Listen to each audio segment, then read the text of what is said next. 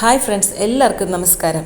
ചില ആൾക്കാരുണ്ട് ചപ്പാത്തിക്ക് തക്കാളി കൂട്ടാൻ ചെയ്തു കഴിഞ്ഞാൽ നല്ല അടിപൊളിയായി എത്ര ചോദിച്ചാലും അതിൻ്റെ നുണുക്ക് വിദ്യകളൊന്നും പറഞ്ഞു തരില്ല. ഇപ്പോൾ ഞാൻ നിങ്ങൾക്ക് പറഞ്ഞു തരാം ഒരു അടിപൊളി തക്കാളി തൊക്ക്. ആദ്യം ഒരു കടായി ചൂടാക്കാൻ വയ്ക്കാം. അതിൽ 1.5 ടേബിൾ സ്പൂൺ നല്ലെണ്ണയാണ് എടുക്കേണ്ടത്. കാരണം ഇതിൽ ഒരു തുള്ളി വെള്ളം ചേരുന്നില്ല.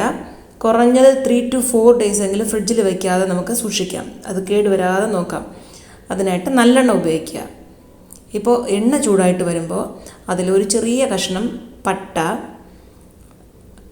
2 ഗ്രാമ്പ്, 2 ഏലക്ക, 1 സ്പൂൺ പെരിഞ്ജീരകം,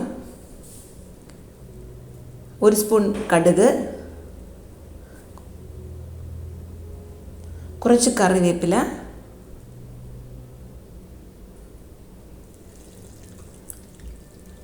ഇപ്പോൾ ഇത് പൊട്ടി വരുമ്പോൾ നമുക്ക് 4 പച്ചമുളക് ചെറുതായിട്ട് അരിഞ്ഞതും കൂടെ ഇട്ട് കൊടുക്കാം. ഇപ്പോൾ ഇതിൽ അരിഞ്ഞു വെച്ചിരിക്കുന്ന 8 വലിയ സവാള ഇട്ട് കൊടുക്കുകയാണ്. ഇത് കുറച്ച് കൂടുതൽ ക്വാണ്ടിറ്റി ആയിട്ട് ഞാൻ ചെയ്യുകയാണ്. സവാള ശരിക്കും ഗോൾഡൻ ബ്രൗൺ ആവുന്നത് വരേക്കും വഴറ്റി കൊടുക്കണം.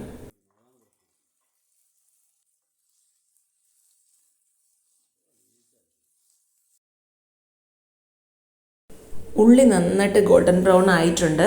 ഈ സമയം ചെറുതായിട്ട് കട്ട് ചെയ്ത് വെച്ചിരിക്കുന്ന 8 തക്കാളി ഇതുകൂടെ ആഡ് ചെയ്ത് നന്നായിട്ടൊന്ന് വഴറ്റി കൊടുക്കാം. തക്കാളി വേഗം വെന്ത് കിട്ടാനായി ഈ സമയം നമുക്കിതിനാവശ്യമായ ഉപ്പ് ആഡ് ചെയ്ത് കൊടുക്കാം. 1 സ്പൂൺ മഞ്ഞൾപ്പൊടി കൂടെ ഇട്ട് കൊടുക്കാം.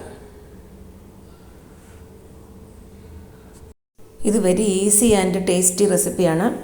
ഇപ്പോൾ ഇതാ തക്കാളി നല്ലതായിട്ട് വെന്ത് വന്നിട്ടുണ്ട്. ഈ സമയം ഇതിനാവശ്യമായ 3.5 സ്പൂൺ മല്ലിപ്പൊടി ചേർത്ത് കൊടുക്കാം.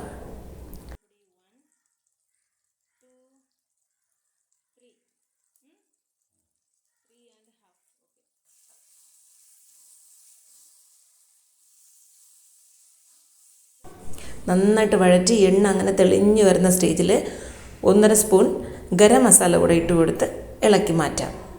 വെരി സിമ്പിളാണ്. എല്ലാവരും ചെയ്ത് നോക്കൂ. ചപ്പാത്തിക്ക് മാത്രമല്ല, ഇഡ്ഡലിക്കും ദോശയ്ക്കും എല്ലാത്തിനും അടിപൊളിയായിരിക്കും. എല്ലാവരും ഒന്ന് ട്രൈ ചെയ്ത് നോക്കൂ. വീഡിയോ ഇഷ്ടപ്പെട്ടുവെങ്കിൽ പ്ലീസ് സപ്പോർട്ട് മീ. വീണ്ടും അടുത്ത വീഡിയോയിൽ കാണും വരെ ബൈ ഫോർ നൗ.